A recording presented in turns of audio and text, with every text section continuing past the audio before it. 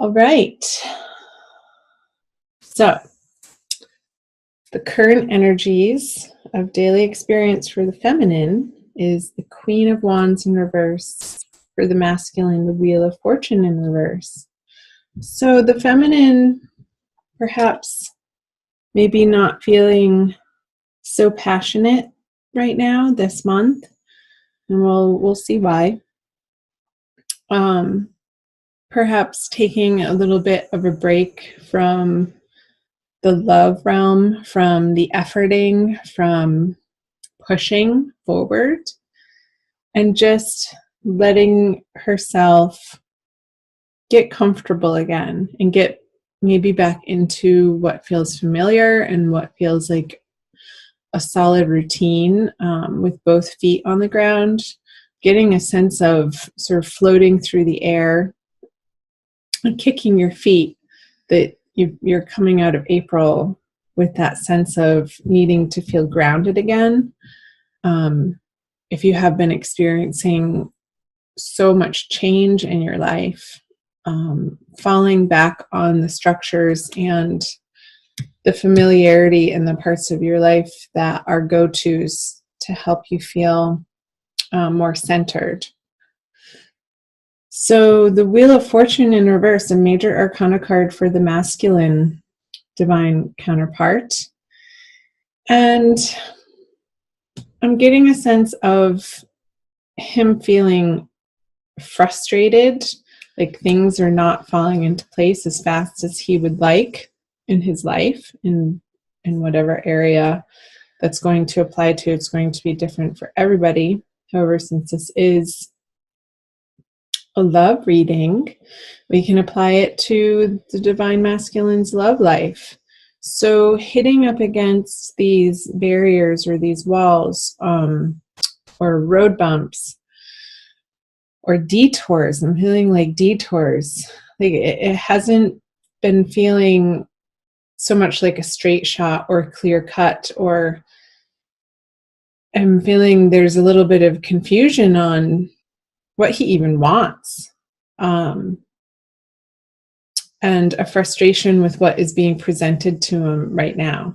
So let's see what the underlying subconscious energies are for you both. The Queen of Pentacles for the masculine. I know there's a glare on these. I'll hold them up. And the Tower in reverse, another reversal. Another reversed major arcana card for the feminine in her subconscious. Wow. So for the feminine, I'm picking up on this resistance to what in her life needs to change. Like what is inevitable and what she's not wanting to come to grips with or face or deal with. And it's like this sense of avoidance, or telling herself that, making excuses for other people. And the energy this month moving into May is really not going to allow her to deny the changes that are needing to be made, and needing to be made at a rapid pace right now. I think that's why I got that image of somebody floating in the air, kicking their feet, like the ground isn't beneath them, and how I was picking up on the feminine really needing to institute and employ and rely on old structures and foundations in maybe groups, organizations, spiritual centers, churches, support groups, friends, family, who understand where she's come from and what she's been through, and really leaning on, and not in a codependent way, but utilizing that support system for you, feminine, throughout the month of May, so that you feel like you have the fortitude and the strength and the support to face these upheavals or changes that have been knocking on your door for a while. This is a big energy. This this doesn't really necessarily come super out of the blue. I feel like you've been not so much expecting it, but doing everything in your power to avoid it. And spirit and the universe is saying, nope, the time is now. And the more you resist it, feminine, the more difficult it's going to feel, the more suffering you'll experience through that resistance, instead of relaxing into what is being shown to you right now, listening to your higher guidance of what you know to be true and right and correct and pure and blissful on your path to your spiritual awakening, and what you came here to do and who you came here to be. Like, not sacrificing yourself in any area of your life and your love life, in your romantic worlds, what you believe to be true and of the highest and the greatest good for all, including yourself.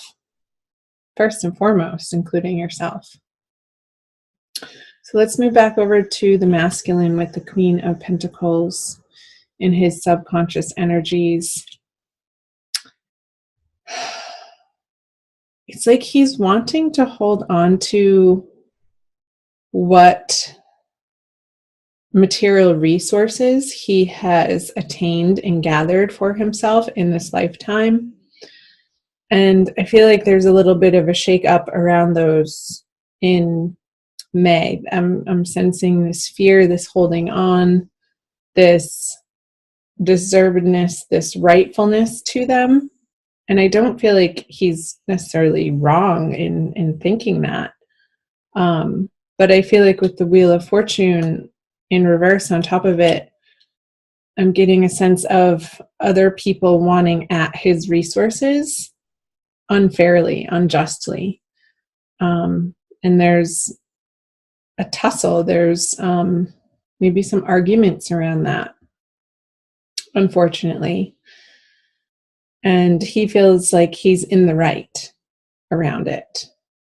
I just got this sense of like 4 things coming at him, like in from 4 different directions, pulling on his wallet or pulling on his resources, his time and his energy. And like he's being pulled, in those, this is awful to say, but this is the image I got. When somebody has ropes around their wrists and their ankles and they're being suspended and tugged on, I feel like there's that amount of pressure on the masculine right now. From outside forces, but it's also from within too, like how he's dealing with it. If he just relaxes, the tension wouldn't be as taut. And he could allow himself to stretch. Not in a torturous way. That was an awful image. I'm sorry. But that's what Spirit showed me as a message. So let's see what's in his conscious energies. The Knight of Wands in reverse, and the feminine has the Ace of Cups.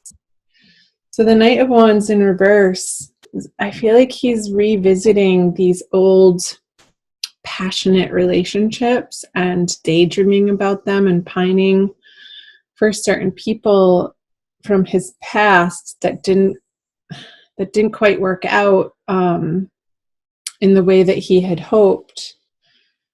And there's a sense of longing with this card, with the Knight of Wands, another sense of, it's not frustration, but a little bit of sadness and hope that he could rekindle something with somebody. This horse is facing the feminine in her direction. So I'm wondering if the masculine, if the feminine isn't going to be hearing from her masculine counterpart in a way, and we'll see what he brings to the feminine too. that gives her this experience, some renewed hope in her heart. Let's flip these over. Yeah, this is what he's dreaming of. And he wants to share these resources, but not in the way that people are asking of him out of obligation. That's the word. It's obligation of the masculine being stretched in ways that he no longer wants to feel obligated in. And he wants to take his passion back to a place that feels good, that feels stable and wholesome and complete and supportive, to a place where people understand him fully and allow him to be fully himself with no explanation or excuses. And there's fun and there's celebrations and playfulness to be had through this Four of Wands card. Let's see what the feminine brings. Strength in reverse. So him either psychically or physically coming back into the feminine's life is going to spring up this renewed joy in the feminine's heart. I'm like, oh yes, God, I knew it all along. But there's a sense of, do I trust it? Like a sense of her not sure if she has the strength and fortitude to go through what she already has. With the Queen of Wands in reverse, the Tower in reverse, and now him communicating these things to him. And it's like, yes, she wants the Ace of Cups, but she's going to come back at the masculine and say, I'm so tired, I'm so weary, I don't have the emotional fortitude to handle or deal with any more drama, any more deception, any more lies, deceit, cheating, whatever it is. Like, she's completely done. The tolerance level for that is near to zero, absolutely zero.